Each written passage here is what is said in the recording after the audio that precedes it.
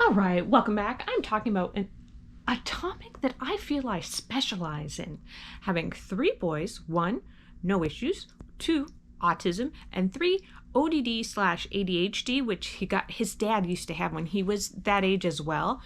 So I feel I'm an expert at children who are not easy, who are not your quote unquote normal child who just goes through life a little easier than children with ODD. Okay, so I'm going to talk about that and homeschooling any child that doesn't want to homeschool. So how to parent and how to homeschool a child who's just not easy. I don't know how else to say it. How else do you say it when someone who has a really low frustration bar? That's the thing, is their level for frustration is very low. Very low. So we're going to talk about that today, but of course I have products of the day. And first I want to show you this product. Look at this weird thing. I know you're like, what is that? You know, if you want less products in your kitchen, why not order another product?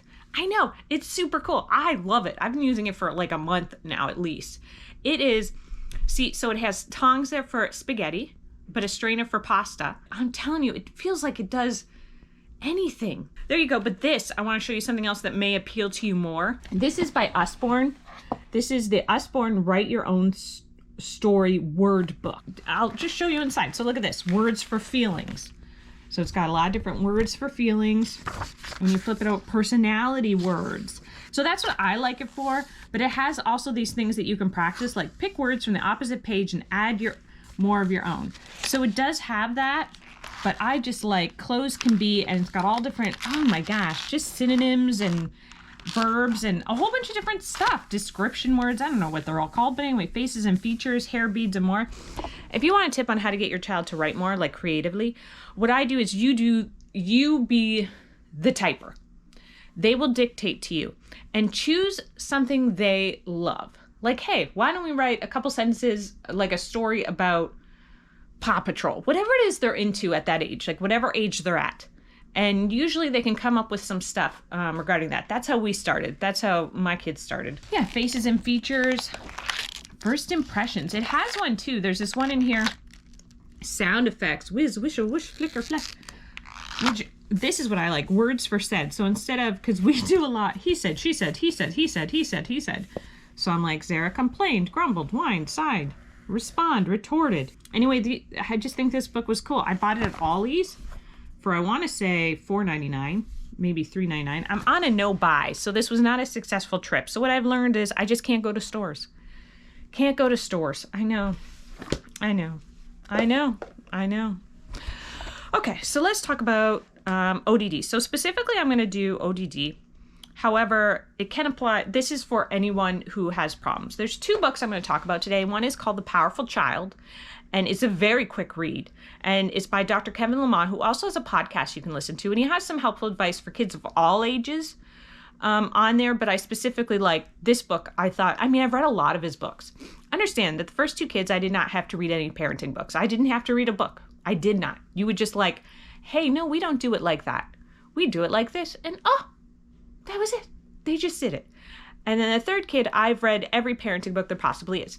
So I'm telling you, The Powerful Child by Dr. Kevin Lamont and The Explosive Child by, I want to say his name is Dr. Green. However, keep in mind that there's a million books called The Explosive Child. That's not what you need the one by Dr. Green. That is a longer read. Still good, but a longer read. But I'm going to sum up what they both tell you just to save you the time. Or, they got way more information than I'm providing. But okay, now, the thing with a child with ODD is that they have a low bar for frustration and they don't know how to articulate what is upsetting them. And it could be anything. Now, one of the things, let me give you an example, is food. When they're younger, sometimes food. They're extremely picky about food. Not all kids. I'm just saying some kids are, okay? So this child was extremely picky about food. So after reading these books, I came up with a plan on my own that was not discussed in these books. And there were other books I read, but the plan wasn't in these books, but it's worked spectacularly for us. What I did, and I started when he was about 2 or 3, is I would put 5 different foods on a plate. Some nuts, crackers, cheese, like whatever. A couple different fruits. Make sure they're not touching. They're in their own separate little compartments. You can buy multi-compartment ones. And I would put it on and they would scream. He would scream. And I would say, I know that's not what you want, because you're voicing his emotions because he cannot voice them. You don't like that. And you could do it for older kids too. You don't like that. But be very careful not to get it wrong or they get upset. But when they're younger, just, you don't like that. I can tell that's not what you want right now. I can tell that's not what you want. You don't have to eat. We have snack time again at 10, but you don't have to eat your breakfast. I cannot force you to make your breakfast, to eat your breakfast. And then you leave the room. The important part is you leave the room so that you're not participating in this drama anymore. And then the amazing thing is they will eat. It's human nature to eat. They will eat. But the thing is like what I noticed, and I've seen other people do it, is to give in and say, oh, he doesn't like that toast. I didn't do it the right way. Grandma will get up, or my husband will get up. Let's rebutter his toast. We buttered his toast wrong. And then they're still not satisfied. So you're just perpetuating this cycle when you say, oh, I know it's not buttered that way. Oh, no, I'm eating my breakfast right now. I can't make you anymore. No, that's just it. But I understand if you don't want to eat. Okay, so you put the onus on them. You can't force the kid to eat. You literally cannot. So there's some specific things I have in here through this video that will help you specifically for specific scenarios. But essentially, these kids need to be parented differently than your other children. That's just a fact. They're not easy. They need to be parented differently. Okay, so those children also complain a lot. We're going to allow for the complaining. We're going to allow for the complaining. We're going to explain to the other children, some things that are easier for us are not as easy for them. So they're going to be vocal about it. And that is their right to not like something. It is their right to get upset. Now let's talk about a couple different instances. Maybe you have a thrower. Maybe you have someone who hits themselves or others. And maybe you have someone that swears at you or curses at you. You're going to lead by example. And what I mean is, you're not going to do what you want to do, which is get so furious and upset and sad and heartbroken and angry back at them. You're going to say, oh, I don't stay in the same room when people talk to me like that. And you leave the room and you're going to go into your bedroom and you're going to lock the door. That's it, until they have calmed down, because you cannot show your other children that it's okay to take abuse from someone. And you cannot show your other children that you can fight back and stop this, like by physically hurting them. No, don't get into this push-pull game. You leave the room when someone is disrespectful to you. If one child hits another child, it's that child's job to leave the room. To leave the room and go into a room that they can lock the door if that's what they need. Okay? That's how it's done. So you have to make it so that child has ownership over their autonomy, to know that they do not have to stay in a situation that they are being bullied, where someone's being disrespectful for them. Oh, and another thing I tried the other day is, because sometimes kids with ODD or ADHD, they will say things purposely that are upsetting. And so what I started doing, because I would hear a lot of curse words from the youngest, a lot of them. And he really physically cannot help it. Like, he's doing it. Do you know what I'm saying? Like, there's just this impulse in his head to needle people sometimes. And so I would just say, oh, I don't hear curse words. Like, that's a thing I started where, oh, no, mom, this mom doesn't hear curse words. I just ignore them when I hear them. So I'm just not going to react to them instead of reacting to stuff. What we tend to do when we have a child with ODD is react to everything, right? Because everything they do grates on us. Like, they won't put their dish on the counter. Everything is like a battle. So what you have to do from the Dr. Green's book is basically, it's a free program he has. You can take the program. It's free online. I've never done the program. I just read the book, took the stuff from the book and did it. And it changed so much. So there's going to be like 20 things. So that week, keep a journal of everything they do that you want them to do differently. Maybe they scream and fight when you ask them to do their English homework. Maybe they throw a fit when you ask them to put their dishes on the counter. So you go through this list of about, and you write down, say, 20 things. You're going to focus on one thing at a time. So we're talking like, what are your top 3 things that upset you most? And what is something that you think you can tackle most? So for example, let's say you have a child who won't make his bed. Every other child in your house makes his bed every morning, and this child will not make his bed. It doesn't matter their age.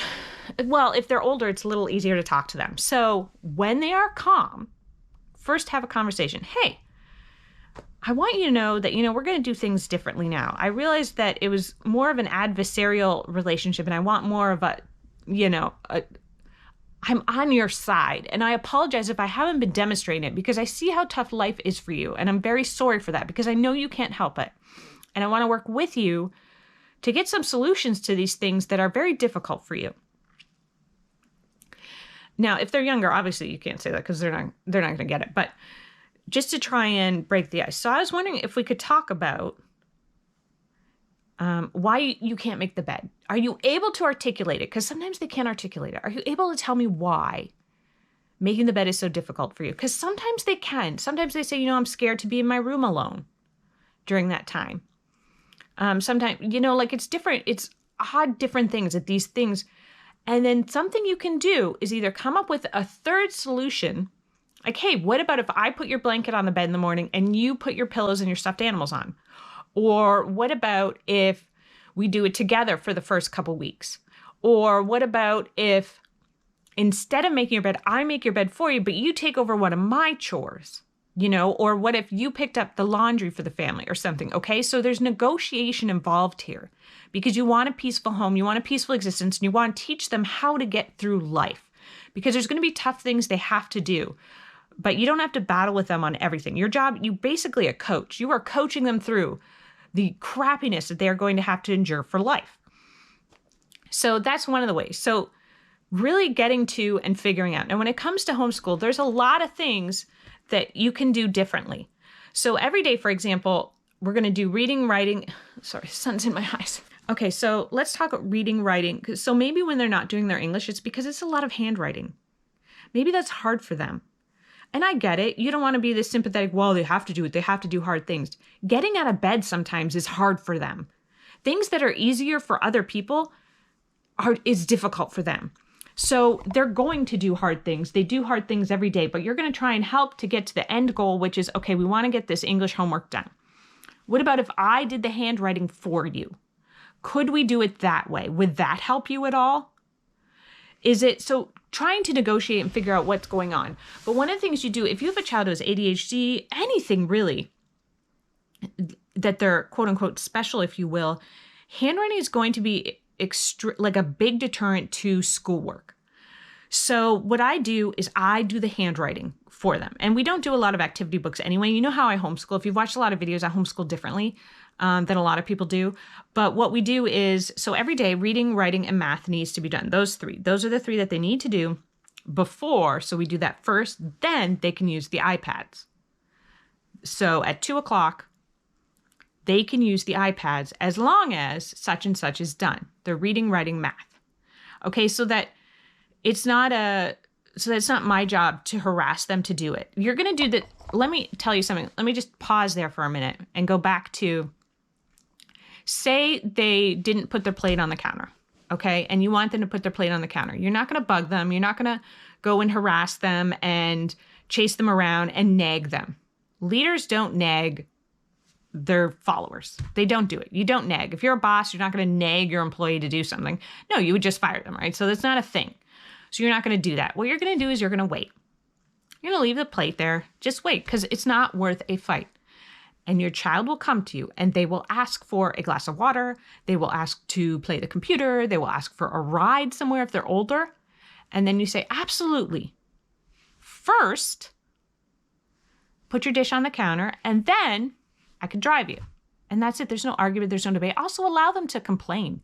That's their right. Don't get tied up on I want you to treat me with respect. I want you not to talk that way. Yeah, come on, get over yourself.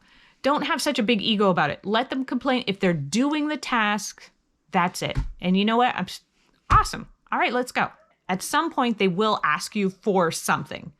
So understand that if you can't think of something that they really want, like maybe you're like, then if I say, okay, 2:00, you can do iPads, they won't do any work all day then and just won't do the iPads.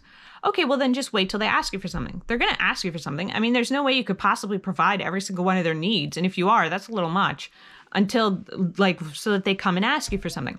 One of the things you can do is put something that they really want out of reach. That's what I used to do when they were really young, is I would put their toys up real high so that the one would have to come and ask for it. Although truthfully, he could climb up. I noticed became pretty sketchy there. He wasn't one, he was a little determined fella. But, and then you say really high, yeah, I'll get that down as soon as we pick up that one, right? So let's pick up that one and you can help with them.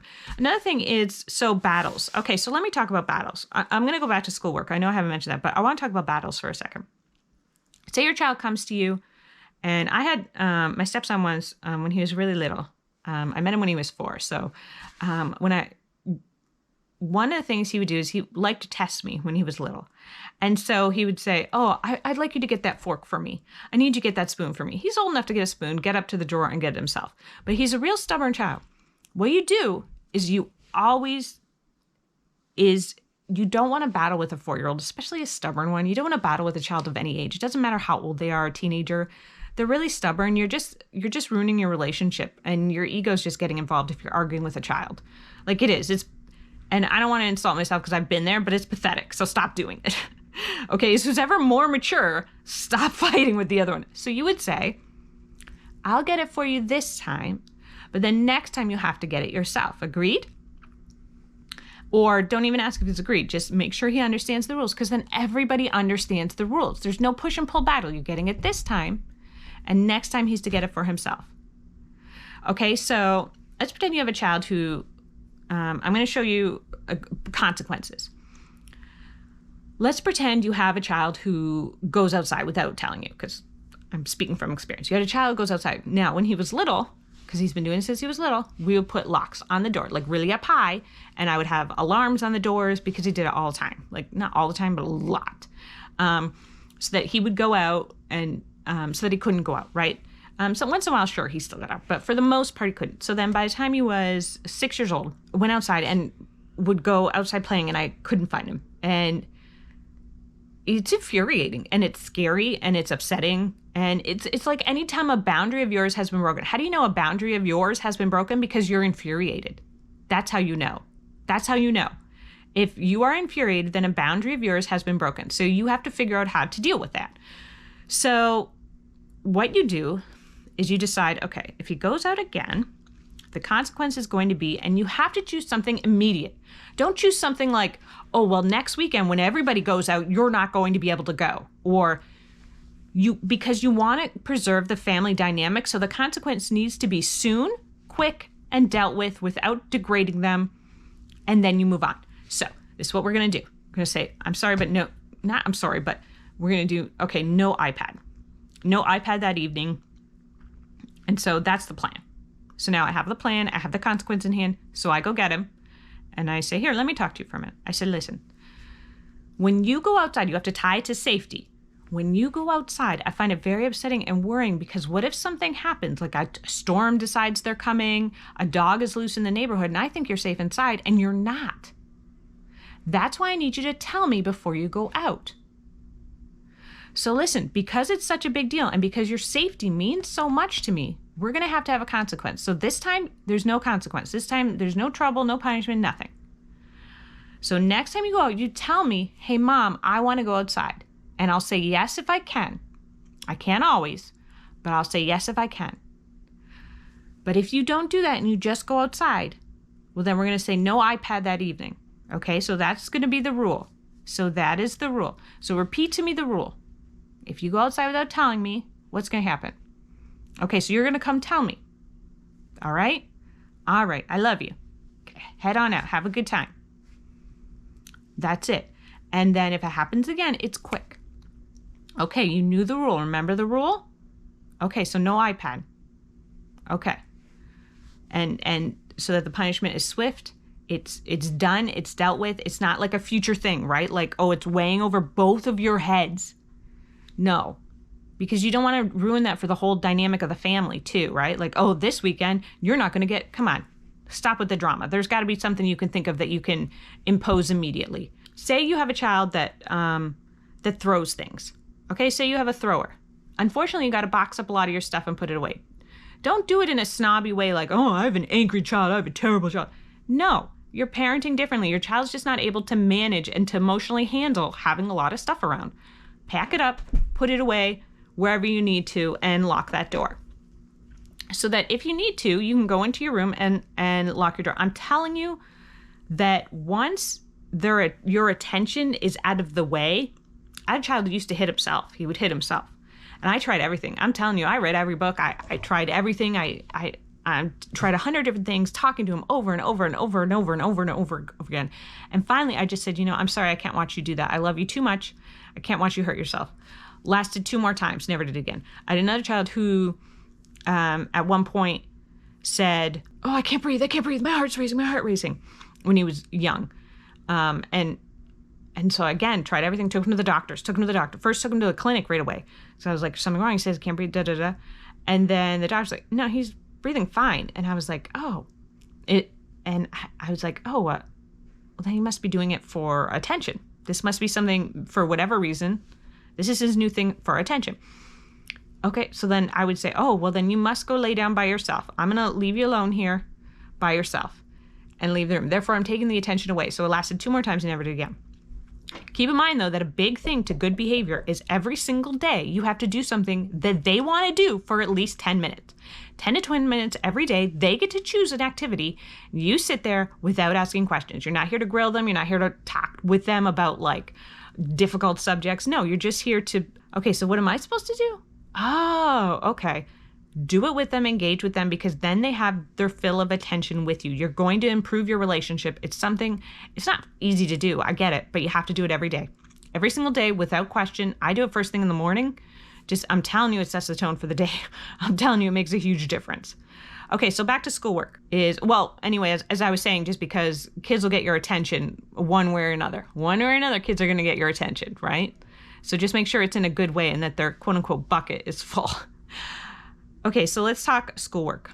Reading and writing are a separate subject. So you're not going to sit there with a science book and say, okay, read this to me, and have him read page after page after page, or a paragraph, even if it's super difficult for him. Just even if you know he can do it, if for some reason emotionally it's very difficult for him to sit down and read that, during lunch, break out the science textbook, read through the science textbooks for the day. You make some notes on what to review on them with Friday on them. Like, hey, plants get what from animals, or da-da-da, whatever. I do mnemonic devices along with it. I create a page of Canva so that every Friday, and then you could do it for the year, and they'll remember the basic stuff by the end of the year. That eliminates handwriting, that eliminates additional packets and stuff like that, or have him orally answer questions and you write the answers down. That's acceptable as well. You ask the questions and you write down their answers. That's fine as well. So reading is going to be a separate subject. So when it comes to reading, I've done very simple reading curriculums that are good for kids who have issues. So if your child's having issue reading, try the Craft Right Brain Readers. I've done a million videos on them, and I will continue to do a million videos on them. So then they have to read a story to me that day, because the Craft Right Brain Readers, the way it's set up, it's very easy to read a story to me. So that is a separate subject. So they're reading to you every day. Handwriting, they can do a sentence. That's fine. You can have them do copy work on a sentence. You may need to highlight the area where they need to write if it's to help their mind focus. That's fine as well. But these are things, allow a lot of complaining and screaming when they go down, because, it happens. And reading, writing, and math have to be done. And there's different math curriculums that are not that hard either, but we're talking like a page of math a day, a page of writing a day, not a page of writing, but depending on their age, right? And depending on what's good. If they're super upset about something and you're starting this process, well, then take handwriting out. Take handwriting out for a bit and don't do any handwriting for a while, and see if in 6 months things improve. Now remember, you're going to have to ignore things you don't like, right? Like there's a lot of things that you haven't worked on with them when you have that whole list written up of things you want to change, but you're working on changing your whole family dynamic. You're creating new pathways. So there's going to be ups and downs as you go on to this new thing, Like where the other kids, it took, maybe a couple times of knowing to clear their plates after dinner. We're talking like years to not have to be reminded and not have to wait until they ask something and say, okay, yeah, as soon as your plate's on the counter, and listen to a little bit of grumbling while they put the plate on the counter. But a couple times he's done it on his own. And that's a big win for you. It's like I had a child who was nonverbal till 5. And I would see all these parents online sobbing about that. And I get that. But I would just tell myself, because I understand that. That's allowed. You are allowed to feel crappy. Okay, you are. Absolutely. But I tried to feel crappy, but then also try to be positive in the sense like, but when my child does speak, it's going to mean so much more to me than the other children I have that already speak. And it did. It did. Yeah, so these little wins are going to mean so much more, in my opinion. So science, history, math, all that stuff. I mean, I just read the textbooks to them during breakfast or lunch, and then we do the work. And my kids know 100 times more than a lot of kids their age. Well, I feel they do. I feel they know a lot, but there are some kids that know a ton of stuff too, of course. But it's just because of the way that I homeschool them with mnemonic devices and stuff, and the way we don't waste too much time on activities unless they want to do the activities. That's a big thing. Is I see in my videos when I post reviews of curriculum is people are like, oh, well, such and such, if your child wants to learn more about this, yeah, absolutely. If your child wants to learn more about anything, sure. Okay, yeah, just before I go, let me give you one more example. Say your child isn't brushing your teeth. You're having a big problem with them brushing their teeth. You can tie it again to an activity that, just remember every day, and then wait till they come and ask you and say, sure, if you brush your teeth.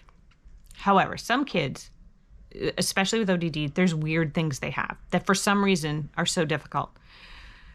Talking with them, if you're able to talk with them in a calm moment when neither one of you are heated, and just explain to you how, you're on their side and you want to see, because you don't want them to have to go to a dentist to get a bunch of cavities. So what do you think we could do? Do you think they could use mouthwash and rinse mouthwash? And then once a week, you brush their teeth for them. Could they do that a couple times a day? So I understand it's not as easy and they will have to deal with the consequences of going to the dentist. That's fine. Try not to beat them up just because of life consequences, right? Like, you're both working with what you got here. Okay, so shaming someone does not change behavior. It's a big thing people do. Old people do it all the time. Oh, if you loved me more, you'd visit me more. To younger people, like, I mean, they probably don't anymore. I don't know people that do, but it used to be kind of a common thing you'd hear about. So shaming does not change behavior. So don't bother doing it. It just makes a person feel like shit. Like, I'm sure you've tried it in your own households, and it doesn't work, right? It's natural for us to be like, oh, if you didn't do that, then yeah. Stop that. It's not working. But anyway, I hope some of this helped. And if you have particular scenarios, you can reach out to me. I can give you some ideas and such. It's funny because I have a degree in psychology and I did take Montessori training, and none of that helped with this. None of that helped, but just life did. But anyway, if you have any questions, there's 2 podcasts. 2 is the Dr. Kevin Lamont. And if your child's really young, from under age 5, actually, I forget her name. Oh, Janet Lansbury. She has a book, Punishment Without Shame, I think it is, or Consequence Without Shame. However, I didn't read that book. I didn't make it all the way through. But anyway, so if you have any questions or anything about sleeping or anything like that, or just reach out to me. You can email me and we'll talk later. Okay, bye-bye.